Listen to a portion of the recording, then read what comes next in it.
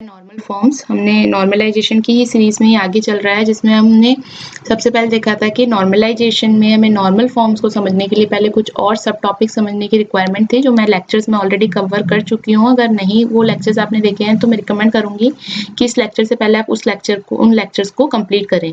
उससे क्या होगा, ये वाला जो लेक्चर है बहुत ईजी हो जाएगा समझने, क्योंकि मैंने पहले में फंक्शनल डिपेंडेंसीज भी कवर कर रखी है, जो आपके डीकम्पोजिशन होता है उसमें डिपेंडेंसी प्रिजर्विंग क्या होता है, लॉसलेस जॉइन क्या होता है, फंक्शनल डिपेंडेंसी के अंदर भी जो सब टॉपिक्स हैं कि मेंबरशिप टेस्ट क्या हो रहे हैं, इक्विवेलेंस टेस्ट क्या हो रहे हैं, या फिर कैनोनिक जो एट्रीब्यूट क्लोजर है वो कैसे कैलकुलेट करते हैं, कैंडिडेट की कैसे फाइंड आउट करते हैं, super key, everything is mentioned in the previous lecture. So please go to the previous lecture, अगर वो नहीं देखें तो वो पहले कंप्लीट कीजिए और फिर हम आएंगे नॉर्मल फॉर्म्स पे। तो लेक्चर स्टार्ट करने से पहले please like and subscribe my channel. और यहाँ मैं बता दूं, आज वाले लेक्चर में हम इनके इतने एमसीक्यू सॉल्व कर लेंगे जितने की जो भी पॉसिबिलिटीज हैं जो कि नॉर्मल फॉर्म्स में आती है, वो सारी पॉसिबिलिटीज हम कवर करेंगे आज के लेक्चर में। तो सबसे पहले नॉर्मल फॉर्म्स में हमें पता है कि नॉर्मलाइजेशन हम क्यों परफॉर्म कर रहे थे। It is use to eliminate or reduce the redundancy. ये हमने सबसे फर्स्ट लेक्चर में ही पढ़ लिया था नॉर्मलाइजेशन के इंट्रोडक्शन में। Now how redundancy occurs in your relation. तो रिडंडेंसी जो होती है, हमारे पास दो फंक्शनल डिपेंडेंसी होती है, एक होती है ट्रिवियल और एक नॉन ट्रिवियल। ट्रिवियल सबको पता है क्या होती है, जब x tends to x type की जो फंक्शनल डिपेंडेंसी होती है वो होती है ट्रिवियल। ट्रिवियल फंक्शनल डिपेंडेंसी की वजह से कभी भी रिडंडेंसी नहीं आती, लेकिन जब फंक्शनल डिपेंडेंसी हो जाए x टेंड्स टू y, तो उस केस में आपके यहाँ पे नॉन ट्रिवियल फंक्शनल डिपेंडेंसी बनती है, और इस तरीके की फंक्शनल डिपेंडेंसीज रिडंडेंसी कई बार क्रिएट कर देती है रिलेशन में। अब जो नॉन ट्रिवियल फंक्शनल डिपेंडेंसीज हैं वो भी दो टाइप की होती हैं, एक होती है सिंगल वैल्यूड और दूसरी होती है आपकी मल्टी वैल्यूड। सिंगल वैल्यूड का मतलब है जैसे स्टूडेंट आईडी से स्टूडेंट नेम है, नॉन ट्रिवियल है क्योंकि इंटरसेक्शन पे कोई भी कॉमन एट्रीब्यूट नहीं आ रहा है। लेकिन यहाँ पे आप देखो, यहाँ पे ये S1 अगर आईडी है, SID है, तो ये हमेशा सेम ही S नेम प्रोड्यूस कर रही है। जबकि non trivial multi valued functional dependency क्या हो जाएगी, जैसे SID है स्टूडेंट आईडी, लेकिन उसकी फोन नंबर एक से ज्यादा है, तो सपोज स्टूडेंट आईडी S1 जो है उसके दो फोन नंबर है, तो P1 एंड P2। अगेन एक बार और कहीं पे इसका डेटा यूज हो रहा है तो हर जगह यहाँ पे P1 और P2 दो डेटा आपके रेप्लिका में आएंगे, तो इसे हम कहते हैं non trivial multi valued functional dependency. अब जो हमारे नॉर्मल फॉर्म्स होते हैं हम उन्हें डिवाइड करते हैं 1NF से लेके 6NF तक। 1NF जो होता है वो लेस रेस्ट्रिक्टेड होते हैं फॉर्म, और जो 6NF होता है वो होती है मोर रेस्ट्रिक्टेड फॉर्म। अब हम यहाँ से चलते हैं 1NF, 2NF, 3NF, BCNF, इसके बाद 4NF, 5NF एंड 6NF। तो 1NF से लेके BCNF तक की हम बात करें तो ये सारी फंक्शनल डिपेंडेंसी जो होती हैं वो सिंगल वैल्यूड पे होती हैं। ठीक है, ये सिंगल वैल्यूड फंक्शनल डिपेंडेंसी पे होती है। ये आ गई आपकी मल्टी वैल्यूड फंक्शनल डिपेंडेंसी। ठीक है, और इसका मतलब क्या हुआ, यहाँ पे जब अभी आप रिडंडेंसी परफॉर्म करोगे तो यहाँ पे जो BCNF है उसमें रिडंडेंसी तो आपकी सिंगल वैल्यूड फंक्शनल डिपेंडेंसी के लिए तो 0% होगी, लेकिन BCNF जो फॉर्म होता है वो अभी भी मल्टी वैल्यूड डिपेंडेंसी जो होती है उनकी रिडंडेंसीज इसमें पॉसिबल होती है BCNF में। इसलिए हम परफॉर्म करते हैं 4NF। 4NF जो होता है एलिमिनेट करता है रिडंडेंसीज को जो कि मल्टी वैल्यू डिपेंडेंसी से आ रही है, वो वाली रिडंडेंसी भी 4NF के अंदर एलिमिनेट हो जाती है। इसके बाद जो 5NF है उसके अंदर हम जॉइंट डिपेंडेंसी नॉर्मल फॉर्म्स देखते हैं, और जो 6NF होता है उसके अंदर हम डोमेन की नॉर्मल फॉर्म्स को देखते हैं। जनरली आपके जो एग्जाम में क्वेश्चंस आते हैं वो 1NF से BCNF तक ही आते हैं, लेकिन फिर भी मैं यहाँ पे 4NF भी कवर करूंगी क्योंकि कई बार नॉर्मल जो स्टेटमेंट टाइप क्वेश्चंस होते हैं वो पूछ लिए जाते हैं 4NF पे, लेकिन कुछ आपको जो सॉल्व करने के टाइप के जो क्वेश्चंस आएंगे वो 1NF से BCNF तक आएंगे। तो अब बात करते हैं इनकी एक्सप्रेसिव पावर की। एक्सप्रेसिव पावर का मतलब क्या होता है, जितने number of set of relation कोई नॉर्मल फॉर्म एक्सेप्ट करेगी उसकी एक्सप्रेसिव पावर उतनी ही होगी। जैसे यहाँ पे हम कह रहे हैं क्योंकि 1NF लेस रेस्ट्रिक्टेड है, less restricted means less rules are applied. अगर लेस रूल्स अप्लाइड होंगे तो ज्यादा सेट ऑफ रिलेशंस 1NF में लाई करेंगे, इसलिए सबसे ज्यादा एक्सप्रेसिव पावर किसकी हो जाएगी, आपकी 1NF की। इसके बाद आप देखें तो इसके बाद हम दूसरा कह रहे हैं 2NF से थोड़ा सा ज्यादा रेस्ट्रिक्टिव, तो इसमें थोड़ी कम सेट ऑफ रिलेशंस रिलाई करेंगे। फिर 3NF आ जाएगा ऐसे ही, फिर BCNF, 4NF, 5NF and 6NF आपका सबसे ज्यादा रेस्ट्रिक्टेड है, इसलिए इसके अंदर number of set of relation सबसे कम होंगे। जितने ज्यादा रूल्स अप्लाई होते जाएंगे उतने सेट ऑफ रिलेशंस की वैल्यू कम होती जाएंगी। ठीक है, अब सबसे पहले बात करते हैं फर्स्ट नॉर्मल फॉर्म की। तो फर्स्ट नॉर्मल फॉर्म में हम क्या कहेंगे, relational schema R is in 1NF if no multi valued attributes in R. अगर कोई भी मल्टी वैल्यूड एट्रीब्यूट नहीं है आपके रिलेशन में तो हम बोलेंगे कि रिलेशनल स्कीमा जो है 1NF में है। मल्टी वैल्यूड एट्रीब्यूट हमें पता ही है क्या होता है, multiple set of values for some column over any record. जैसे यहाँ देखो स्टूडेंट SID के लिए कोर्स नेम एक मल्टी वैल्यूड एट्रीब्यूट है, तो इसको हम कैसे लिख सकते हैं, SID and this is multi-valued non-trivial functional dependency with course name। तो ये वाला जो रिलेशन है ये क्या है, ये आपका 1NF में नहीं होगा। ओके, क्योंकि यहाँ पे मल्टी वैल्यूड एट्रीब्यूट रिलाय कर रहे हैं।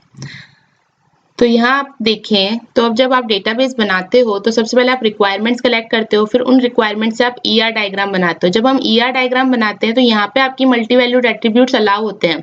हमने बनाया ही था ना मल्टी वैल्यूड एट्रीब्यूट्स के लिए। तो लेकिन जब आप ER डायग्राम से RDBMS टेबल में उन डायग्राम को कन्वर्ट करते हो वहां पे आपके मल्टी वैल्यूड एट्रीब्यूट्स अलाउड नहीं होते। ठीक है, तो इसकी डिफॉल्ट नॉर्मल फॉर्म क्या कह देंगे, क्योंकि आप कह रहे हो कि RDBMS टेबल में मल्टी वैल्यूड एट्रीब्यूट्स अलाउ नहीं होते, इसलिए इसकी जो डिफॉल्ट नॉर्मल फॉर्म है वो क्या हो जाएगी, 1NF। Now conversion of multi-valued attribute in a single valued attribute is combined multi-valued attribute in all candidate key of relation। Okay, इसका मतलब क्या है, आपको क्या करना है, कन्वर्जन करना है मल्टी वैल्यूड एट्रीब्यूट का सिंगल वैल्यूड एट्रीब्यूट में। तो वो आप कैसे कर पाओगे, जब आप जो मल्टी वैल्यूड एट्रीब्यूट है उसको आपको इन्वॉल्व करना पड़ेगा किसके साथ, आपकी हर कैंडिडेट कीज के साथ। तो उससे क्या हो जाएगा, ये एक यूनिकनेस हो जाएगी ना, S1 और DB ये एक कैंडिडेट की तरह ट्रीट करेगी जो कि SNAME को बता रही है। इसी तरीके से S1 और DS स्टूडेंट ID S1 है जिसने कोर्स नेम डेटा स्ट्रक्चर लिया है तो उसका स्टूडेंट नेम तो सेम ही रहेगा, तो वो देखो इनको यूनिकली डिफाइन कर रही है। ठीक है, तो इसमें क्या करना है आपको, जो भी आपके मल्टी वैल्यूड एट्रीब्यूट्स आ रहे हैं उनको इन्वॉल्व करना है आपकी कैंडिडेट कीज के साथ, जिससे क्या होगा वो एक कैंडिडेट की फॉर्म कर लेगी और वो मल्टी वैल्यूड डिपेंडेंसी भी हट जाएगी और एक तरीके से वो जो कैंडिडेट की बनेगी पेयर्ड वाली वो आपके हर एट्रीब्यूट को यूनिकली आइडेंटिफाई करेगी। जैसे सपोज यहाँ अगर मैं कहती हूँ कि DE जो है मल्टी वैल्यूड एट्रीब्यूट है और ये आपकी फंक्शनल डिपेंडेंसीज दे रखी है A to B, B to C and C to A। तो यहाँ पे क्या हो जाएगा, आपकी देखें तो A भी एक कैंडिडेट की है, B भी एक कैंडिडेट की है और C भी एक कैंडिडेट की है और D आप कह रहे हो मल्टी वैल्यूड एट्रीब्यूट है। तो ये मल्टी वैल्यूड एट्रीब्यूट हर कैंडिडेट की के साथ ऐड होके नई कैंडिडेट कीज बना लेगा उस रिलेशन के लिए। तो नए रिलेशन के लिए जो कैंडिडेट कीज बनेंगी वो ये होंगी।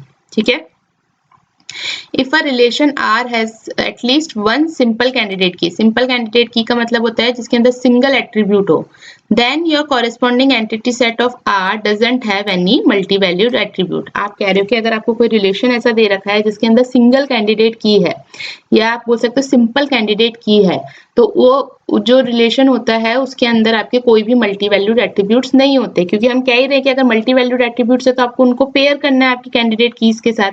लेकिन अगर आपके क्वेश्चन में दे रखा है कि जो आपका रिलेशन है उसके अंदर एक कैंडिडेट की कैसी है, सिंपल, यानी कोई भी मर्जिंग नहीं हुई, कोई भी मर्जिंग नहीं हुई, इसका मतलब क्या हो गया, कोई मल्टी वैल्यूड एट्रीब्यूट आपका यहाँ पे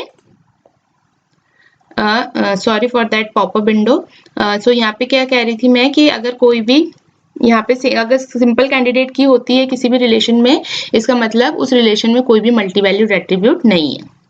now if entity set has multi-valued attribute, converted RDBMS table for entity set should consist only compound candidate key, means if there is no simple candidate key then your entity set has multi-valued attributes। redundancy level जो होता है, redundancy level जो होता है 1NF का, वो सबसे ज्यादा होता है। ठीक है, इसके बाद अब हम देखेंगे यहाँ पे क्या कह रहा है, non trivial functional dependency in are form redundancy only if x is not a super की। मतलब अगर इस तरह की कोई फंक्शनल डिपेंडेंसी है वो रिडंडेंसी कब क्रिएट करेगी, जब एक्स जो है आपकी सुपर की नहीं होंगी। जैसे यहाँ पे देखो x1 to y2, x1 to y2, x1 to y2, फिर x2 to y3 and x2 to y3 and x3 to y3। यहाँ पे आपकी x सुपर की नहीं है, ठीक है।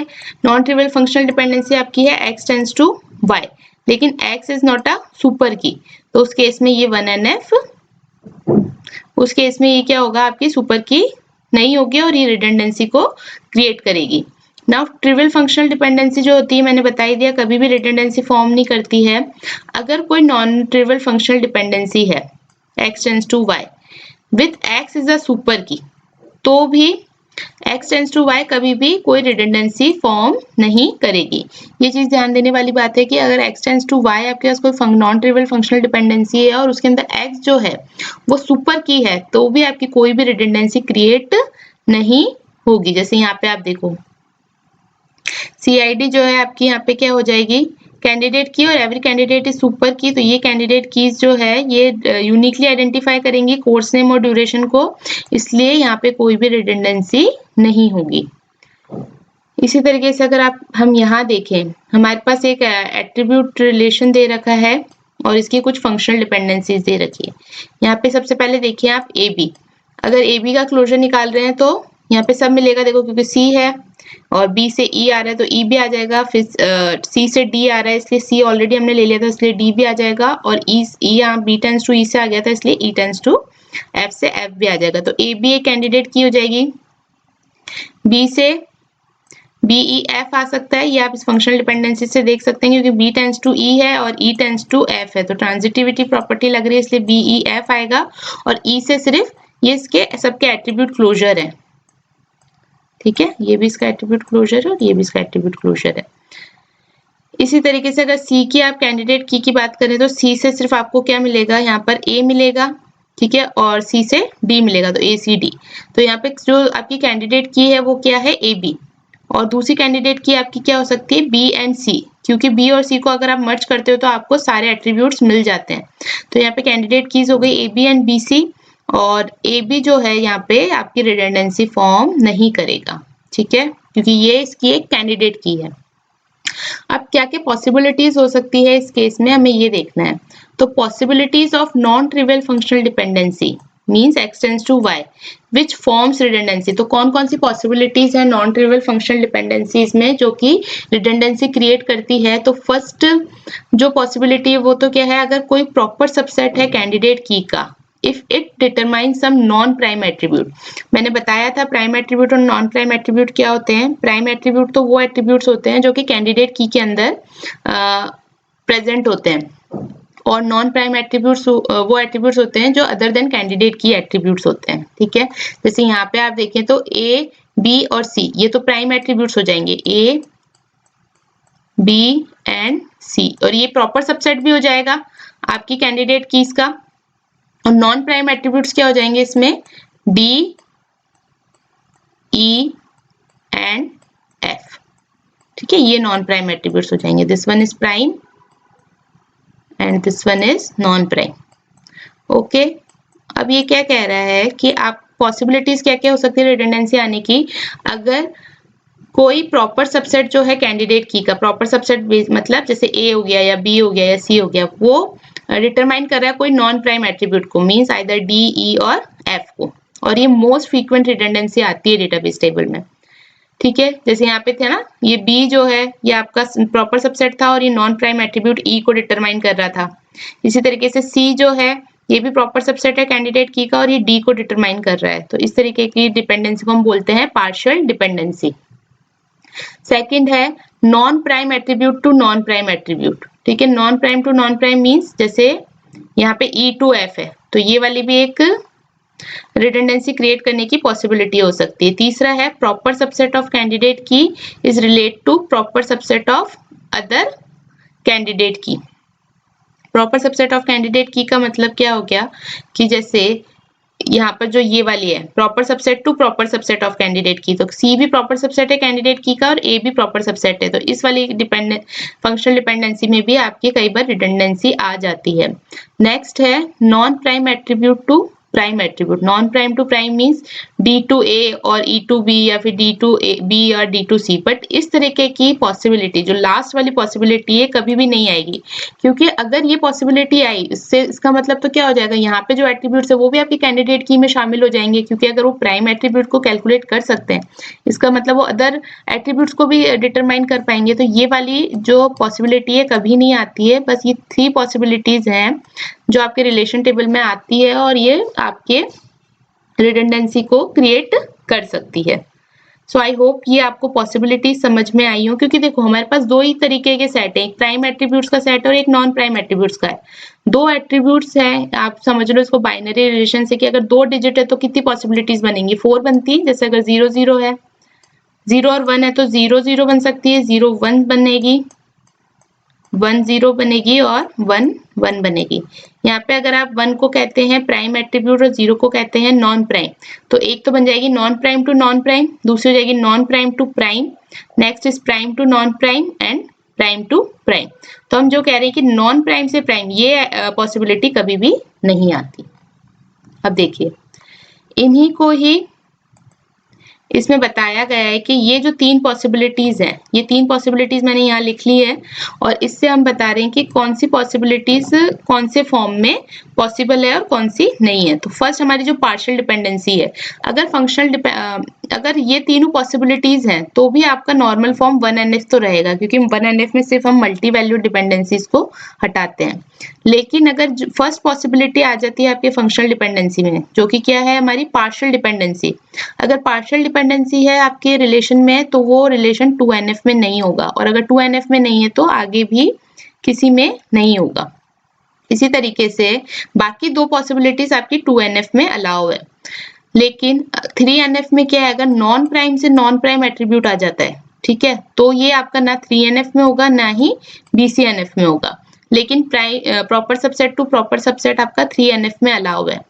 But in BCNF, all 3 possibilities are not allowed. Okay, all 3 possibilities are not allowed. तो अगर ये टेबल आपको याद आ जाती है, याद नहीं करना है बेसिकली, इसके अगर क्वेश्चन सॉल्व करोगे तो ये ऑलरेडी अपने आप ही आपको माइंड में सेट हो जाएगा कि कौन सी पॉसिबिलिटी कौन से नॉर्मल फॉर्म्स में अलाउ है। इस हिसाब से आप देखेंगे तो डिग्री ऑफ रिडंडेंसी किसमें होगी ज्यादा, जिसमें सबसे कम रूल्स अप्लाई होंगे, तो 1NF की रिडंडेंसी ज्यादा होगी, देन 2NF की, 3NF की, और BCNF में जो है आपकी रिडंडेंसी जो होती है वो होती है 0% फॉर सिंगल वैल्यूड। ओके, लेकिन जितना ज्यादा आप रिडंडेंसी को रिमूव करने की कोशिश करेंगे उतने ज्यादा आप अपने रिलेशन को ब्रेक करेंगे मल्टीपल टेबल्स में।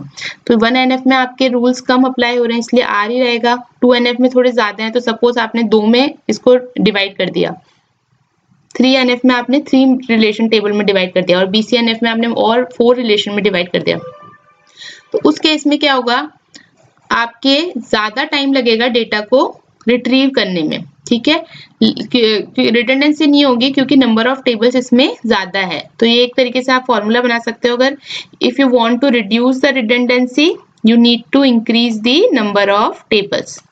ओके, मोस्टली क्या होता है रियल टाइम में BCNF के जगह हम लोग मोस्टली ट्राई करते हैं कि हम हमारे रिलेशन को 2NF और 3NF में कन्वर्ट कर पाए। अब देखिए कोई क्वेश्चन आता है जिसमें हमें चेक करना हो कि 2NF में है या नहीं, ठीक है, जो फंक्शनल रिलेशन है आपका, तो वो आपका कैसे चेक होगा कि if relational schema R is in 2NF only if no partial dependency exists। अगर कोई भी partial dependency exist नहीं करेगी तो उस केस में आपका स्कीमा जो है वो 2NF में होगा। और मैंने बताया ही था कि पार्शियल एक तो 1NF में होना चाहिए और दूसरी कंडीशन नो पार्शियल डिपेंडेंसी। और पार्शियल डिपेंडेंसी कब होती है, जब कोई भी प्रॉपर सबसेट है कैंडिडेट की का वो डिटरमाइन करे किसी नॉन प्राइम एट्रीब्यूट को। सपोज ये A जो है यहाँ पे नॉन प्राइम एट्रीब्यूट है और X आपकी कैंडिडेट की है, ओके, X आपकी कैंडिडेट की है और Y इसका प्रॉपर सबसेट है। ठीक है, तो इस सिचुएशन को हम कहते हैं पार्शियल डिपेंडेंसी। अगर ऐसी कहीं पे भी पॉसिबिलिटी आ जाती है आपके रिलेशन स्कीमा में तो वो रिलेशन स्कीमा 2NF में नहीं होगा। ठीक है, दिस वन। अब है थर्ड नॉर्मल फॉर्म। 3NF के लिए रूल क्या होता है, relational schema R is in 3NF if and only if every non-trivial functional dependency X tends to Y of R should satisfy, देखो कोई भी रिलेशनल स्कीमा R3NF में कब होगा, जब जो आपकी trivial non trivial functional dependency है x टेंड्स टू y, वो क्या कंडीशन को सेटिस्फाई करे, या तो इस फंक्शनल डिपेंडेंसी में जो x है वो सुपर की हो, या फिर जो y वैल्यू है वो कोई प्राइम एट्रीब्यूट हो। अगर दोनों में से कोई भी एक कंडीशन ट्रू होती है तो उस केस में आपका रिलेशनल स्कीमा 3NF में होगा।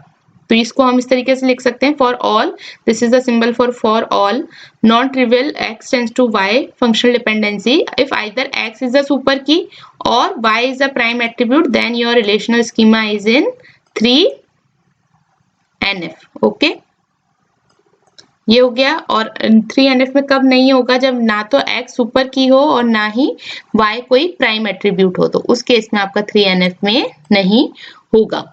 नेक्स्ट है BCNF डेफिनेशन।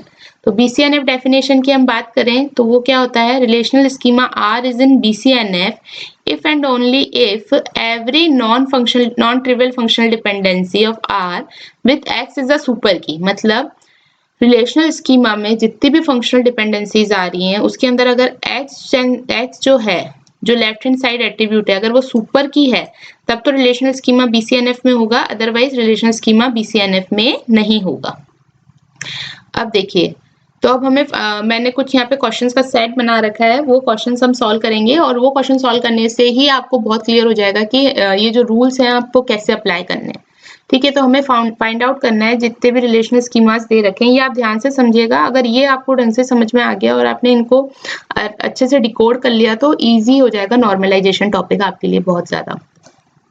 देखो, सबसे पहले रिलेशनल स्कीमा दे रखा है R से ABCDEF और ये फंक्शनल डिपेंडेंसीज हमें दे रखी है। A tends to BCDEF, BC tends to ADEF, B tends to F and D tends to E।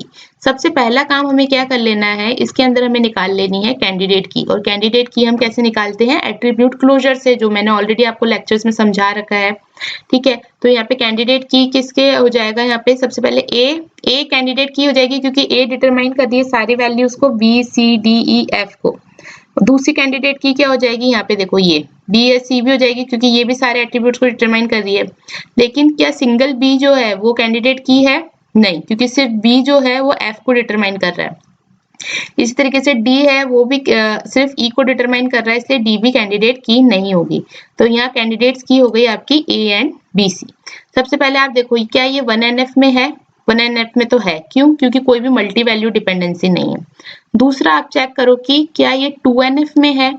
2NF के लिए हम देखते हैं प्रॉपर सबसेट को। ठीक है, अगर प्रॉपर सबसेट यानी पार्शियल डिपेंडेंसी नहीं होनी चाहिए, और पार्शियल डिपेंडेंसी होती है प्रॉपर सबसेट जो है कैंडिडेट की का, अगर वो डिटरमाइन करता है किसी नॉन प्राइम एट्रीब्यूट को।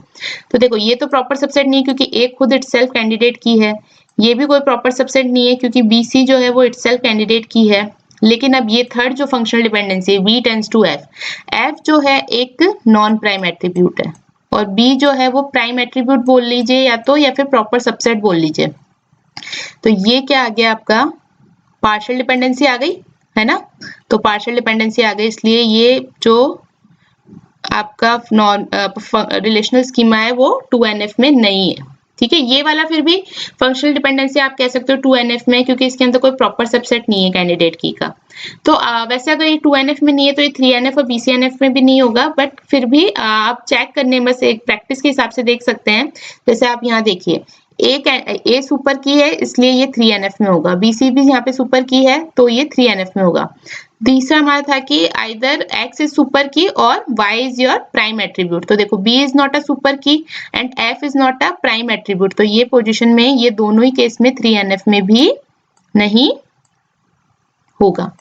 BCNF के केस में हम कह रहे हैं कि आपकी X जो है हमेशा सुपर की होनी चाहिए, तो उसमें चलो A is true, BC is true क्योंकि दोनों सुपर की हैं, लेकिन B सुपर की नहीं है और D भी सुपर की नहीं है, इसलिए ये आपका नॉर्मल BCNF नॉर्मल फॉर्म में भी नहीं होगा। तीनों में ही नहीं है, इसलिए इस किस में रिलाई करेगा आपका 1NF में।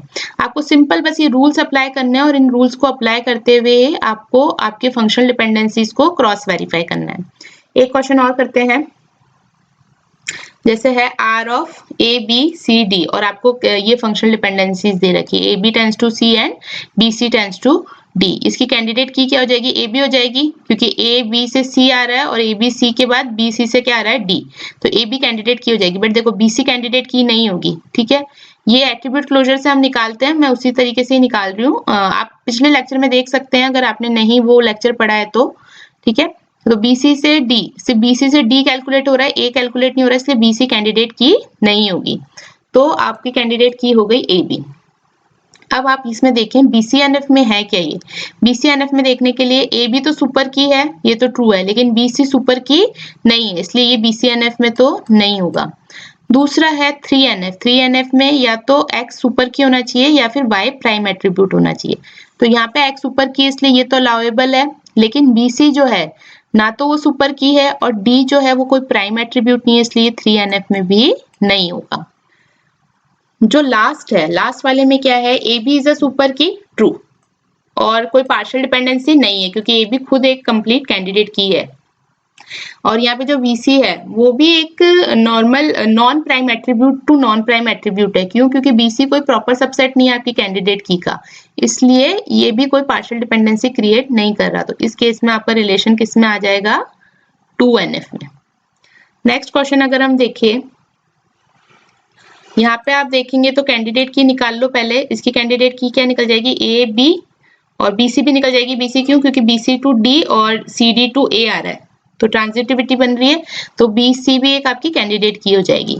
तो सबसे पहले हम बात करते हैं BCNF की। तो ये सुपर की में, इसलिए ये अलाउेबल है। BC भी सुपर की है, इसलिए ये भी BCNF में है, लेकिन CD सुपर की नहीं है, इसलिए ये कंडीशन में ये BCNF में नहीं होगा।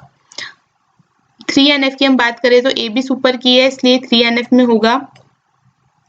BC टेंड्स टू D है, BC सुपर की है, इसलिए ये भी आपका 3NF में होगा। लेकिन यहाँ पे आप देखिए, अब CD जो है वो सुपर की नहीं है, लेकिन 3NF में दो पॉसिबिलिटी है, either X is a super key और Y is a prime attribute. तो X तो हमारी सुपर की नहीं है, तो हम चेक करेंगे Y को, Y is a prime attribute और नॉट, यस, क्योंकि A B आपकी कैंडिडेट की है, तो A और B इसके A B and C prime attribute है, और A यहाँ पर एक प्राइम एट्रीब्यूट आ रहा है, इसलिए ये 3NF में होगा।